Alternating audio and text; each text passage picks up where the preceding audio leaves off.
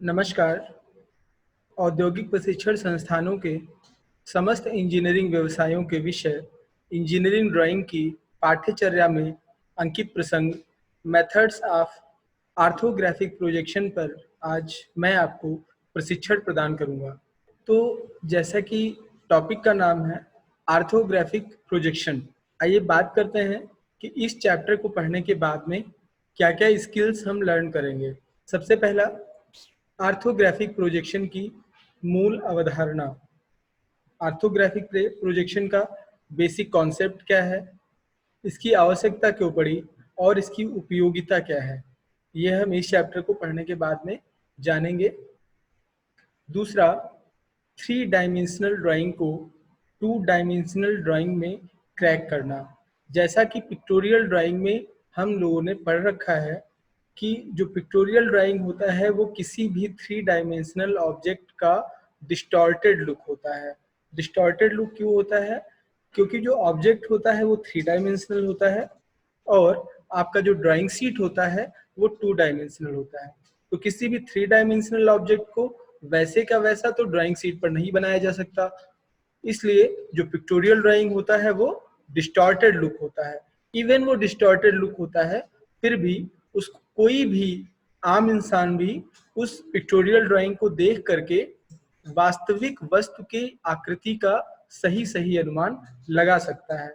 फिर भी चूंकि ये डिस्टॉर्टेड लुक होता है तो इस समस्या से ओवरकम करने के लिए हम टू डायमेंशनल ड्राइंग में इसको क्रैक कर लेते हैं और इसे ही आर्थोग्राफिक प्रोजेक्शन कहते हैं। आर्थोग्राफिक प्रोजेक्शन के प्रकार हम इसमें पढ़ेंगे। पहला है प्रथम कोणीय प्रक्षेप और दूसरा है तृतीय कोणीय प्रक्षेप। आइए देखते हैं कि आर्थोग्राफिक प्रोजेक्शन क्या है। किसी भी थ्री डायमेंशनल ऑब्जेक्ट को टू डायमेंशनल और आरेख में परिवर्तित करके प्रदर्शित करना ही आर्थोग्राफिक प्रोजेक्शन है। जैसा कि आप चित्र में देख पा रहे हैं कि एक ऑब्जेक्ट रखा हुआ है। ऑब्जेक्ट और व्यूअर के बीच में एक पिक्चर प्लेन है और जो पिक्चर प्लेन है इसको आप प्लेन ऑफ प्रोजेक्शन भी कह सकते हैं, चूंकि ऑब्जेक्ट को फ्रंट से देखा जा रहा है। मतलब जो साइड व्यूअर की आंखों की तरफ रखी हुई है वो ऑब्जेक्ट का फ्रंट व्यू है और फ्रंट व्यू में केवल लंबाई और ऊंचाई नजर आती है और केवल उसी लंबाई और ऊंचाई को लेकर के प्लेन ऑफ प्रोजेक्शन पर हम इसे ड्रॉ कर लेते हैं।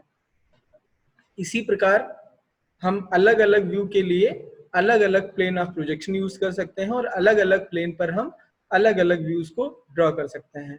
तो ये है हमारा आर्थोग्राफिक प्रोजेक्शन। आइए बात करते हैं आर्थोग्राफिक प्रोजेक्शन का बेसिक कॉन्सेप्ट क्या है। यदि किसी थ्री डायमेंशनल ऑब्जेक्ट का चित्र ड्राइंग शीट पर बनाया जाता है तो चूंकि ड्राइंग शीट टू डायमेंशनल है इसलिए ऑब्जेक्ट का डिस्टॉर्टेड लुक ही आ पाता है, जैसा हमने पिक्टोरियल ड्राइंग में पढ़ा था।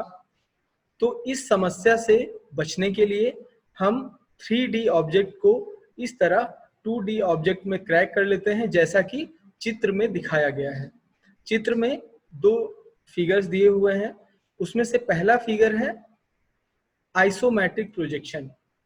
आइसोमेट्रिक प्रोजेक्शन हम सभी लोगों को पता है कि इसके तीन सरफेस जो विजिबल तीनों सरफेस होते हैं वो तीनों सरफेस पिक्चर प्लेन पर इंक्लाइंड होते हैं और तीनों सरफेस जो हमें दिख रहे हैं इनको अगर हम अलग अलग बना लें, ये तो तीन सरफेस वो हैं जो हमें दिख रहे हैं, ऐसा हमें आइसोमेट्रिक प्रोजेक्शन में दिख पा रहा है कि ये तीन सरफेस वो हैं जो हमें दिख रहे हैं। इसके अलावा इसमें तीन सरफेस और भी हैं, यानी कि टोटल किसी भी थ्री डायमेंशनल ऑब्जेक्ट में कुल 6 सरफेस होते हैं। जो आइसोमेट्रिक प्रोजेक्शन में हम चित्र में देख पा रहे हैं उसमें जो ब्लू कलर है वो टॉप व्यू है, जो येलो कलर का सरफेस है वो फ्रंट व्यू है और जो रेड कलर का पिंक कलर का सरफेस है वो साइड व्यू है। तो यहाँ पर हमें केवल टॉप, फ्रंट और साइड व्यू दिख रहे हैं और उसके बाद हमने इनके सारे सरफेस को अलग अलग देखा। अलग अलग करके देखने पर हम पाते हैं कि इसके फ्रंट व्यू में केवल लंबाई और ऊंचाई दिखती है, साइड व्यू में केवल चौड़ाई और ऊंचाई दिखती है, और टॉप व्यू से जब हम इस फिगर को देखते हैं तो केवल लंबाई और चौड़ाई नजर आती है। यानी कि हम एक व्यू बनाते समय, क्योंकि किसी भी 3 डायमेंशनल ऑब्जेक्ट में 3 एजेस होती हैं, लेंथ, विड्थ और हाइट, तो किसी भी एक सरफेस को बनाते समय हम एक एज को स्किप कर देते हैं। फ्रंट व्यू बनाते समय जब हम फ्रंट व्यू बनाएंगे तो लंबाई और ऊंचाई को केवल ड्रॉ करेंगे, चौड़ाई वाली जो डायमेंशन है वो स्किप कर देंगे। जब हम साइड व्यू बनाएंगे तो हम ऊंचाई और चौड़ाई, ये दोनों एजेस के बीच में जो फिगर बन के आ रहा है वो साइड व्यू होगा, और यहाँ पर हम लंबाई वाली एज को स्किप कर देंगे। जब हम टॉप व्यू बनाएंगे तो हमें केवल लंबाई और ऊंचाई को देखना है। लंबाई गुणे चौड़ाई के बीच में जो फिगर बन रहा है वो होगा टॉप व्यू, और यहाँ पर हम ऊंचाई वाली एज को स्किप कर देंगे। तो इस तरह से हम किसी भी 3 डायमेंशनल ड्राइंग को 2 डायमेंशनल ड्राइंग में क्रैक कर लेते हैं। आइए बात करते हैं कि प्लेन ऑफ प्रोजेक्शन क्या होता है। वह पिक्चर प्लेन जिस पर हम अलग अलग 3 डायमेंशनल ड्राइंग के अलग अलग व्यूज को अलग अलग करके ड्रॉ करते हैं, ये होते हैं प्लेन ऑफ प्रोजेक्शन। यानी कि वह प्लेन जिस पर ऑब्जेक्ट के प्रोजेक्शन लिए जाते हैं उसे प्लेन ऑफ प्रोजेक्शन कहते हैं। प्लेन ऑफ प्रोजेक्शन 2 प्रकार के होते हैं, पहला हॉरिजॉन्टल प्लेन और दूसरा वर्टिकल प्लेन। चित्र में आप देख पा रहे हैं कि हमने 2 प्लेन की सहायता से 4 क्वाड्रेंट ड्रॉ किए हुए हैं। First quadrant, second quadrant, third quadrant और फोर्थ क्वाड्रेंट। ये चारों चतुर्थांश केवल 2 प्लेन को क्रॉस करके, और ये उन्हीं में अलग अलग बने हुए हैं। पहला प्लेन है हमारा हॉरिजॉन्टल प्लेन। हॉरिजॉन्टल प्लेन जो होता है वो पिक्चर प्लेन के क्षैतिज होता है, पिक्चर प्लेन के समांतर होता है, और जो वर्टिकल प्लेन होता है यह पिक्चर प्लेन के परपेंडिकुलर होता है। इसका कोण पिक्चर प्लेन से 90 अंश का होता है। तो यहाँ पर हमने देखा कि प्लेन ऑफ प्रोजेक्शन क्या है और प्लेन ऑफ प्रोजेक्शन कितने प्रकार के होते हैं, जिसमें हॉरिजॉन्टल प्लेन है और वर्टिकल प्लेन है। आइए चर्चा करते हैं कि ऑर्थोग्राफिक प्रोजेक्शन बनाने के सामान्य नियम क्या क्या हैं। पहला, ऑब्जेक्ट के फ्रंट व्यू व साइड व्यू क्रमशः वर्टिकल प्लेन व साइड वर्टिकल प्लेन पर बनाते हैं। अभी आपने देखा, इससे पहले वाली स्लाइड में आपने देखा प्लेन ऑफ प्रोजेक्शन, तो वही प्लेन ऑफ प्रोजेक्शन, उसमें वर्टिकल प्लेन है और साइड वर्टिकल प्लेन भी है। तो ऑब्जेक्ट का फ्रंट व्यू वर्टिकल प्लेन पर बनाते हैं और side view side vertical plane पर बनाते हैं। दूसरा, ऑब्जेक्ट का टॉप व्यू हमेशा हॉरिजॉन्टल प्लेन पर बनता है। तीसरा, इलेवेशन की लंबाई प्लान की लंबाई के बराबर होनी चाहिए। यहाँ पर एक चीज और आप समझ लें कि जो इलेवेशन होता है वह फ्रंट व्यू होता है और प्लान जो होता है वो टॉप व्यू होता है। यानी कि जब हम टॉप व्यू को ड्रॉ करेंगे तो टॉप व्यू में जो ऑब्जेक्ट की लंबाई होगी सेम वही लंबाई हम इलेवेशन को बनाते समय भी प्रयोग करेंगे। अगला नियम है, इलेवेशन की ऊंचाई और साइड की ऊंचाई सदैव बराबर होनी चाहिए।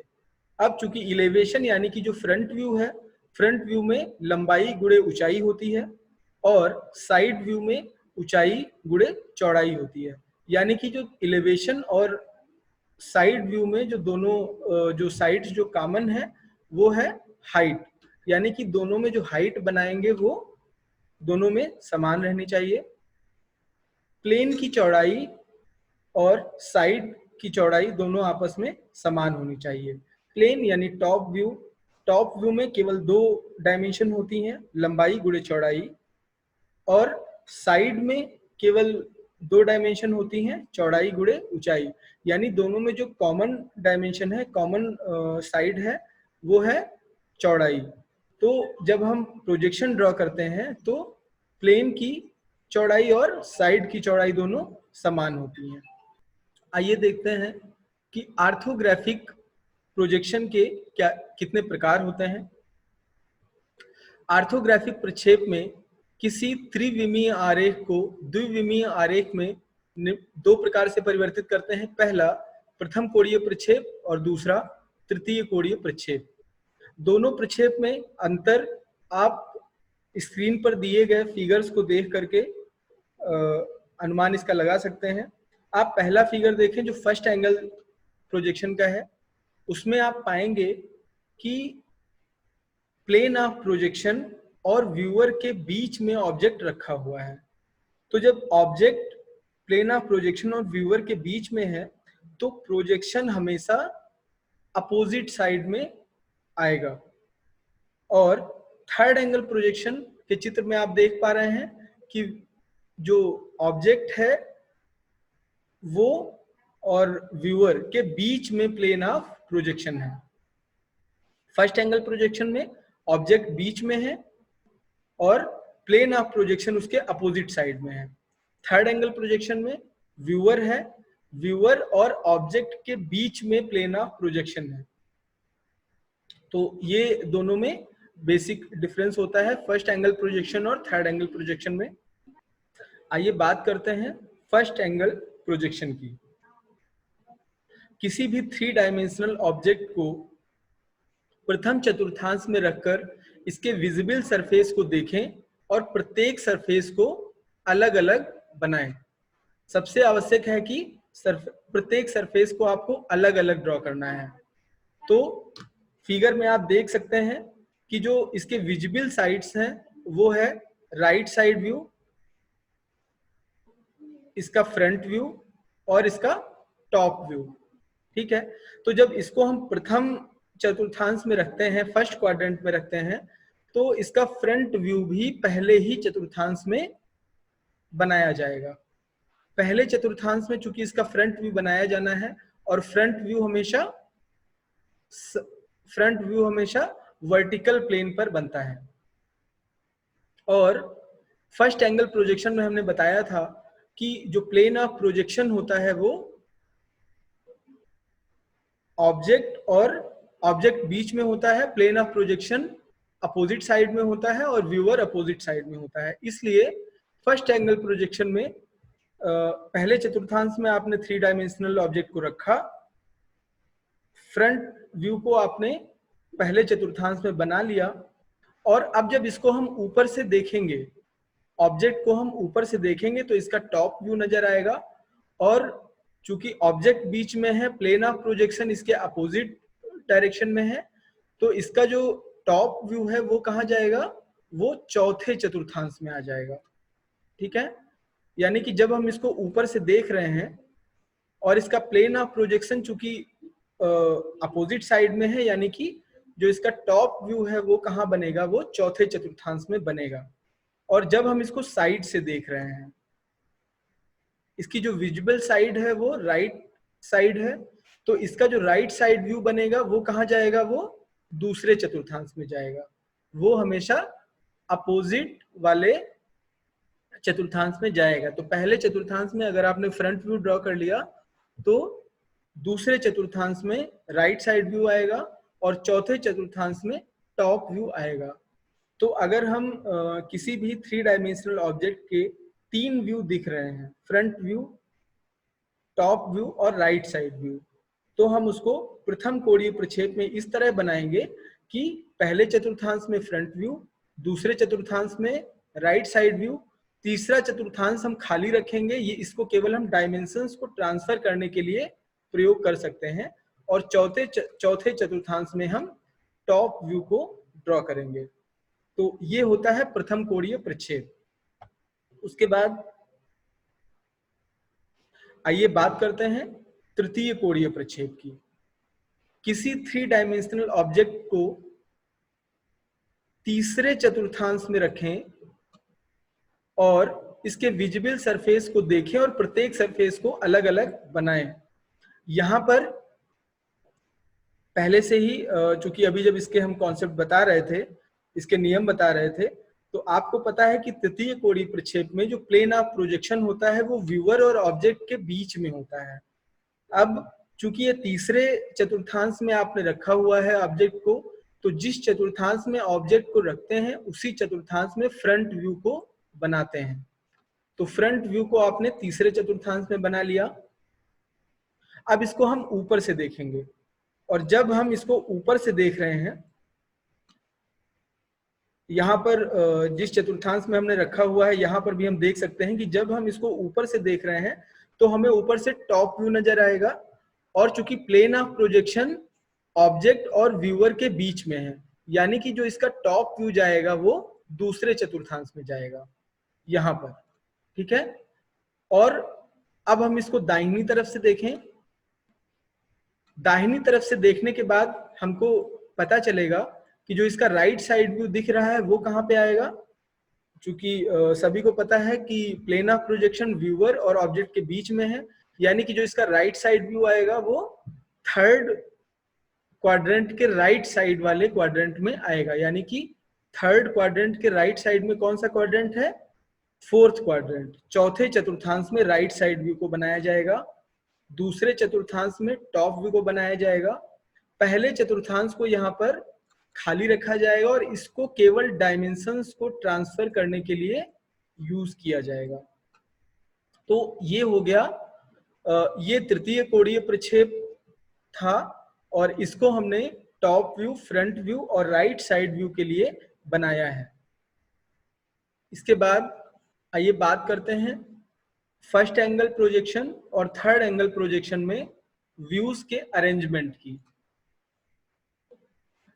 फर्स्ट एंगल प्रोजेक्शन में आप देख सकते हैं कि पहले चतुर्थांश में फ्रंट व्यू बनाया जाता है, दूसरे चतुर्थांश में राइट साइड व्यू बनाया जाता है और चौथे चतुर्थांश में टॉप व्यू बनाया जाता है।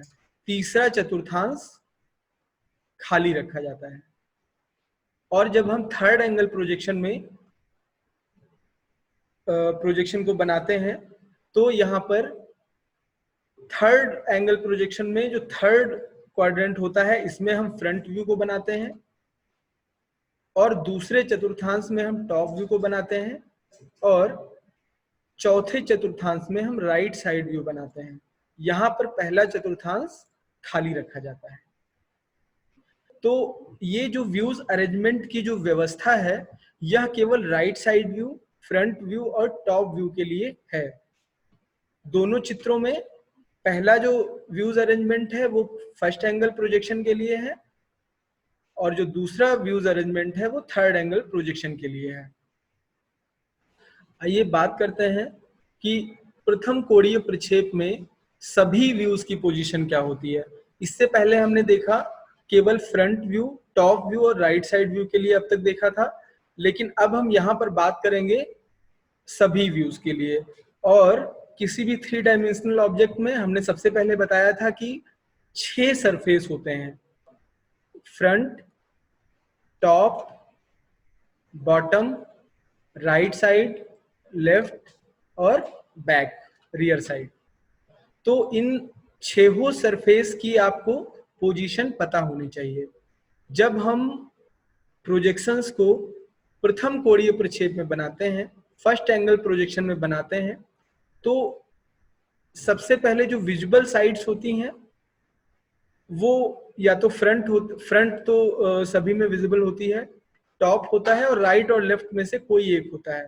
यानी प्रमुख रूप से हम केवल इतने को याद रखते हैं।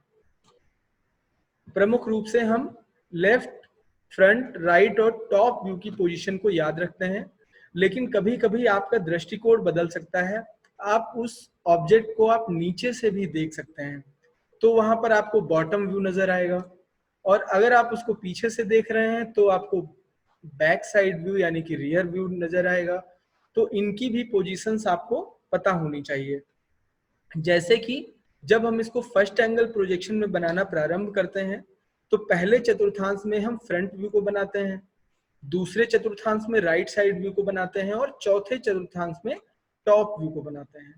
अब अगर हमको left side view, visible side है उसकी ऑब्जेक्ट की, तो हम फ्रंट के राइट में लेफ्ट साइड व्यू बनाते हैं जब हम फर्स्ट एंगल प्रोजेक्शन में बना रहे हैं। चूंकि जो प्लेन ऑफ प्रोजेक्शन है वो व्यूअर की उल्टी साइड में है, ऑब्जेक्ट बीच में है, प्लेन ऑफ प्रोजेक्शन उल्टी साइड में है और व्यूअर दूसरी साइड में है, अपोजिट साइड में।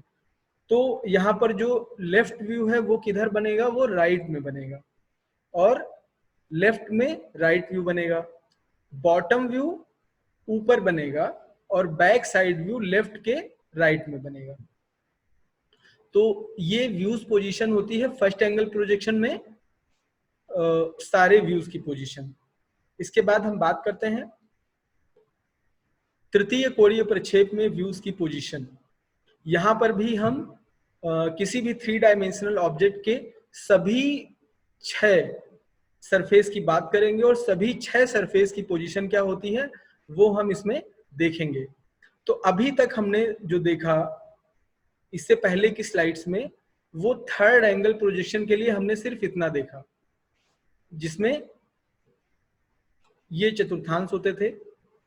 पहला चतुर्थांश हम खाली रखते थे, तीसरे चतुर्थांश में हम फ्रंट व्यू बनाते थे, दूसरे चतुर्थांश में फ्रंट के ऊपर हमने टॉप व्यू बनाया था, और चौथे चतुर्थांश में हमने राइट साइड व्यू बनाया था, फ्रंट के राइट में। अब यहाँ पर फ्रंट के लेफ्ट में अगर हमें लेफ्ट साइड व्यू उसमें विजिबल है ऑब्जेक्ट में, तो हम लेफ्ट साइड व्यू बनाएंगे और वो हम फ्रंट के लेफ्ट में बनाएंगे। और अगर रियर साइड विजिबल है तो वो हम लेफ्ट के लेफ्ट में बनाएंगे, वो होगा बैक साइड व्यू।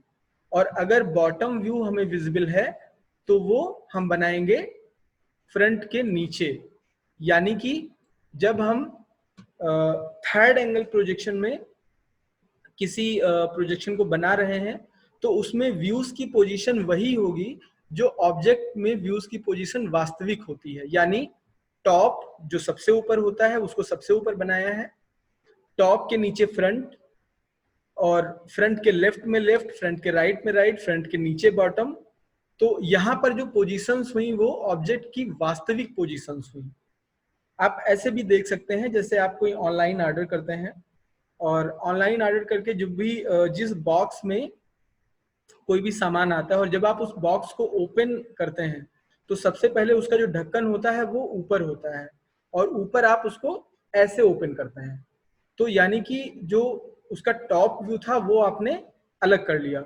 अब बचा फ्रंट, और फ्रंट के ऊपर आपको दिख रहा होता है टॉप। फिर आप उस डिब्बे को अगर साइड से खोलें तो लेफ्ट साइड में ओपन होगा और राइट साइड में ओपन होगा।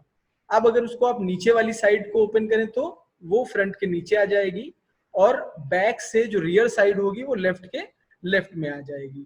तो इस तरह से तृतीय कोणीय प्रक्षेप में जो व्यूज की पोजीशन होती है वो वही होती है जो ऑब्जेक्ट में वास्तविक व्यूज की पोजीशन होती है। देख लेते हैं कि प्रोजेक्शन सिंबल्स क्या होते हैं। चित्र में फर्स्ट एंगल प्रोजेक्शन और थर्ड एंगल प्रोजेक्शन के सिंबल्स दिए हुए हैं। ये विधि है कि कैसे हम सिंबल्स को निकालते हैं, और ये जो सिंबल बना हुआ है ये फर्स्ट एंगल प्रोजेक्शन का सिंबल है, और ये जो बना हुआ है ये थर्ड एंगल प्रोजेक्शन का सिंबल है। जब किसी भी 3 डायमेंशनल ड्राइंग का हम प्रोजेक्शन बनाते हैं, फर्स्ट एंगल प्रोजेक्शन या थर्ड एंगल प्रोजेक्शन में जब उसको हम बनाते हैं तो उसमें हम लिखते नहीं है कि इसको हमने फर्स्ट एंगल या थर्ड एंगल में बनाया है, क्योंकि जैसा कि आपको पता है कि इंजीनियरिंग ड्राइंग इंजीनियर्स की लैंग्वेज है, तो हम वहां पर बात भी करते हैं तो ड्राइंग के ही माध्यम से करते हैं। तो वहां पर हमें जो ये बताना है कि हमने इसके किस एंगल में बनाया है, तो वहां पर हम इसके सिंबल्स ही यूज करते हैं। फर्स्ट एंगल प्रोजेक्शन के लिए ये वाला सिंबल यूज करते हैं जो लेफ्ट साइड में है, और राइट साइड में दिया गया है थर्ड एंगल प्रोजेक्शन का सिंबल। इसके बाद आइए बात करते हैं कि ऑर्थोग्राफिक प्रोजेक्शन बनाते समय क्या क्या सावधानियां रखनी होती हैं। पहला, प्लान, इलेवेशन और साइड व्यूज को इमेजिन बहुत ही सावधानी से करना चाहिए कि उसमें कोई भी एज छूटे ना। साइड्स को एक चतुर्थांश से दूसरे चतुर्थांश में जब ट्रांसफर करते हैं तो ये काम बहुत ही सावधानी से करना चाहिए। जैसे कि पहले चतुर्थांश में थर्ड एंगल प्रोजेक्शन की अगर हम बात करें तो पहले चतुर्थांश में वहां पर उसको खाली रखते हैं, और जब हम दूसरे चतुर्थांश में टॉप व्यू बनाते हैं और टॉप व्यू के नीचे हम फ्रंट व्यू बनाते हैं तो वहां पर लंबाई वाली जो साइड होती है उसको हम बिल्कुल उतना का उतना नीचे वाले चतुर्थांश में ट्रांसफर करते हैं। तो यहाँ पे जब हम साइड्स को ट्रांसफर कर रहे हैं, डायमेंशंस को ट्रांसफर कर रहे हैं, वो बहुत सावधानी से काम करना है। उसके बाद डायमेंशंस को प्रदर्शित करना। अब चूंकि डायमेंशन जो हम प्रदर्शित करते हैं, फिगर में कई जगह हमको डायमेंशंस दिखानी होती हैं, तो हम फिगर में हर जगह यूनिट्स का प्रयोग नहीं करते। आप वहां पर केवल उसका न्यूमेरिक लिखिए, उसका परिमाण लिखिए, क्वांटिटी लिखिए कि कितनी क्वांटिटी है। आप हर जगह इंच, सेंटीमीटर, मिलीमीटर ऐसा मत लिखिए। आप केवल एक ही यूनिट का प्रयोग करें, और आप कहीं पूरे फिगर बनाने के बाद में कहीं पर एक जगह नीचे लिख दें कि ऑल डायमेंशंस इन मिलीमीटर या फिर ऑल डायमेंशंस इन सेंटीमीटर। जो भी यूनिट आपने यूज किया हो, आपको जगह जगह इंच, सेंटीमीटर लिखने की आवश्यकता नहीं है। स्केल का चयन। जब हम किसी भी 3 डायमेंशनल ऑब्जेक्ट का फर्स्ट एंगल या थर्ड एंगल प्रोजेक्शन बना रहे होते हैं तो स्केल का चयन भी बड़ी सावधानी से करना चाहिए, और ये भी हमें दिखाना चाहिए कि हमने क्या स्केल यहाँ पर माना है। अगर हमने लार्ज स्केल पर फिगर को बनाया है तो हमें वह भी बताना होता है। अगर हमने फुल स्केल पे फिगर को बनाया होता है तो वह भी हमें बताना होता है। और अगर हमने एनलार्ज स्केल पर या रेड्यूस स्केल पर फिगर को बनाया होता है तो वह भी हमें बताना होता है। जैसे 1 सेंटीमीटर बराबर 10 सेंटीमीटर, यानी कि हमारा 1 सेंटीमीटर उनके 10 सेंटीमीटर के वास्तविक फिगर के 10 सेंटीमीटर के बराबर है। इसका मतलब ये हुआ कि आपने रेड्यूस स्केल का चयन किया है, और जो भी स्केल आप वहां पर मानेंगे वो आप लिखेंगे। उसके बाद प्रोजेक्शन के सिंबल्स सावधानी पूर्वक प्रदर्शित किए जाने चाहिए। जैसा कि अभी आपने देखा इससे पहले वाली स्लाइड में कि फर्स्ट एंगल प्रोजेक्शन और थर्ड एंगल प्रोजेक्शन के सिंबल्स में बहुत ज्यादा डिफरेंस नहीं है। फर्स्ट एंगल प्रोजेक्शन में आप देख सकते हैं कि जो अंदर जो दो समकेंद्रीय वृत्त बने हैं, और जो अंदर वाला जो डायमीटर है वो बड़े वाले वृत्त का है। थर्ड एंगल प्रोजेक्शन में आप देख सकते हैं कि जो समकेंद्रीय वृत्त के बाद जो अंदर वाली जो डायमेंशन है वो डायमीटर है वो छोटे वाले वृत्त की है।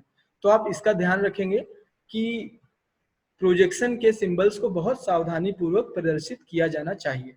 तो आज के प्रसंग में हमने सीखा कि कैसे पिक्चोरियल ड्राइंग को 2 डायमेंशनल ड्राइंग में परिवर्तित किया जाता है।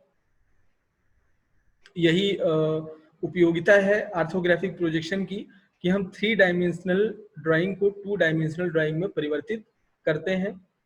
ऑर्थोग्राफिक प्रोजेक्शन की मूल अवधारणा क्या है ये हमने आज देखा, और फर्स्ट एंगल प्रोजेक्शन और थर्ड एंगल प्रोजेक्शन इन दोनों में अंतर क्या है, इन दोनों की उपयोगिता क्या है, और इन दोनों टाइप ऑफ प्रोजेक्शंस में व्यूज की पोजीशन कैसे परिवर्तित होती है।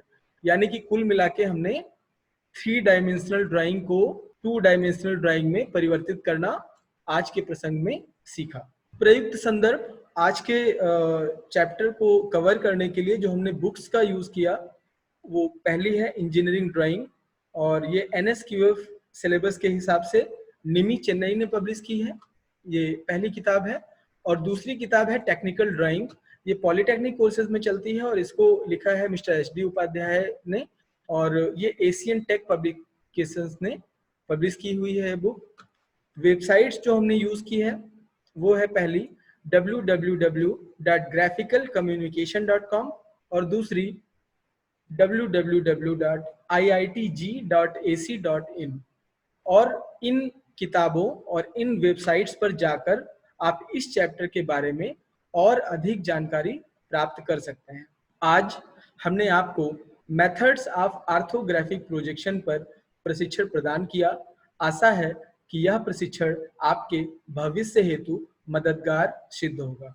धन्यवाद।